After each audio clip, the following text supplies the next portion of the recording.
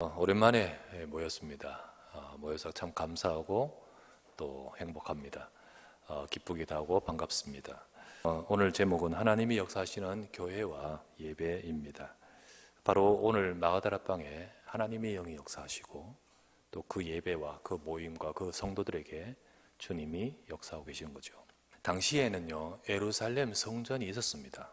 근데 하나님은 마가다락방의 그 모임에 지금 임재하고 계십니다. 그 약속하신 성령께서 바로 그곳에 역사하십니다. 예수님이 약속하셨습니다. 성령이 임하실 것이다. 그리고 이미 구약에서 요엘 선지자가 성령께서 말세에 내 남종 여족에 붓겠다는 이 어마어마한 중요한 말씀이 여기다 성취되어 버립니다.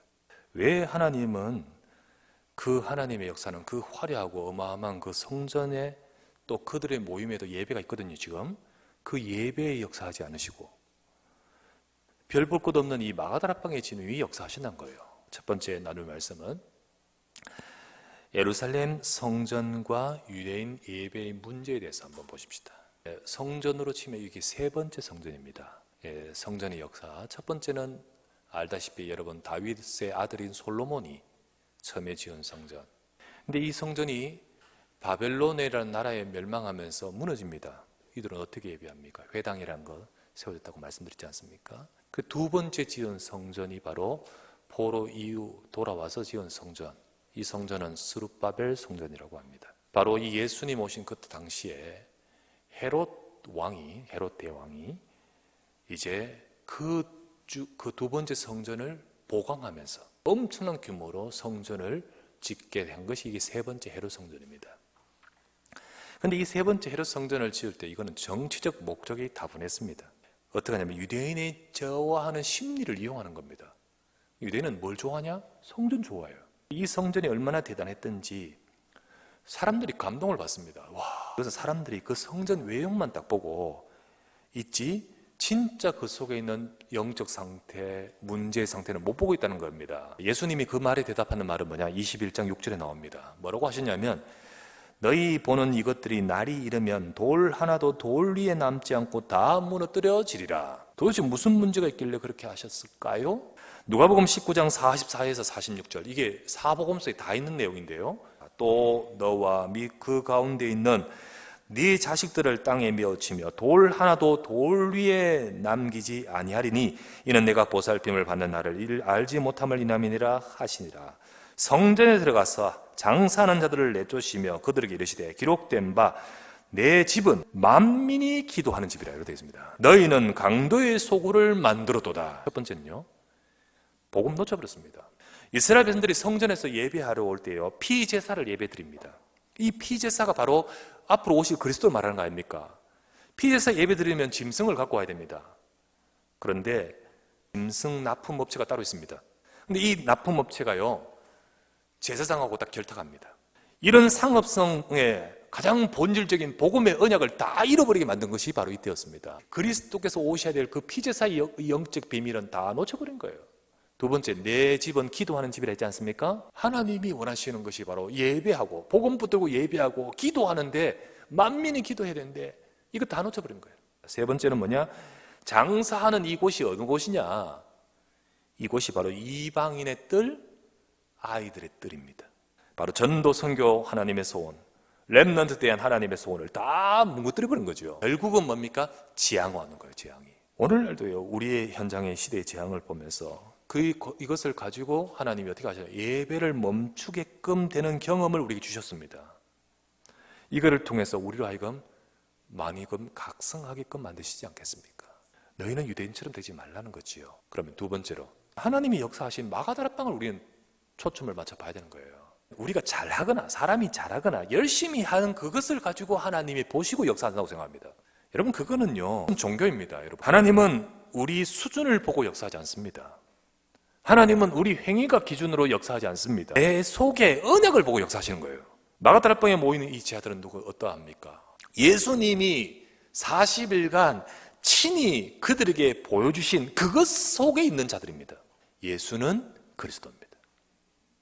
하나님 나라의 일이 지금 일어나고 있습니다. 오직 성령이 임하셔야 됩니다. 육신이 아니다. 하나님의 영으로 역사하셔야 된다. 이겁니다. 그때 모이진 제자들은 120명이었지만 제자와 성도들은 이 언약을 잡고 오로지 기도로 들어갔어요. 기도로. 사도의 가르침을 받아 서로 교제하고 떡을 떼며 기도하기를 힘쓰니라. 하나님 말씀 잡고 기도했습니다. 날마다 마음을 같이 성전에 모이기를 힘쓰고 집에서 떡을 떼며 기쁨과 순전한 마음으로 음식을 먹고, 언약 잡고 모였다가 언약 잡고 흩어졌어. 제자로서 모였다가 제자로서 흩어졌어. 그 과정 속에 사도행전 2장 47절 하나님을 찬미하며 온 백성의 칭송을 받으니 주께서 구원받는 사람을 날마다 더하게 하시니라. 이것이 바로 마가다락방입니다. 이것이 바로 하나님의 역사하는 현장이었습니다. 여기에 하나님의 모든 관심과 하나님의 능력이 여기에 있었던 것이었습니다. 내가 언약 속에 앉아있는가가 중요한 거예요. 세 번째, 우리가 예배를 재개하면서 우리가 새롭게 회복할 것을 회복합시다. 왜냐하면 하나님은 지금도 요 말씀대로 역사하시고 응답하고 계시기 때문이에요.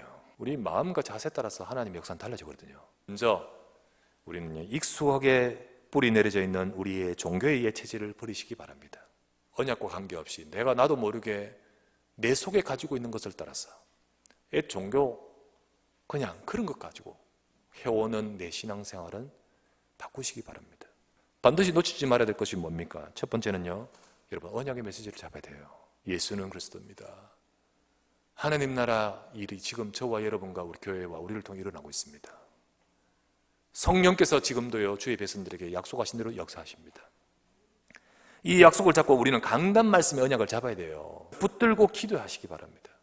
왜? 내게 일하시는 하나님이요, 그 말씀 가지고 성취하시는 하나님이기에 그냥 잘되게 해주세요 라고 하지 말고 정말 여러분 그 말씀 붙들고 기도하십시오. 가장 최고로 서밋한 마음 가져야 날은 주일인 줄 믿습니다. 주일날 진짜로 하나님 말씀 잡고 기도 속으로 들어가십시오.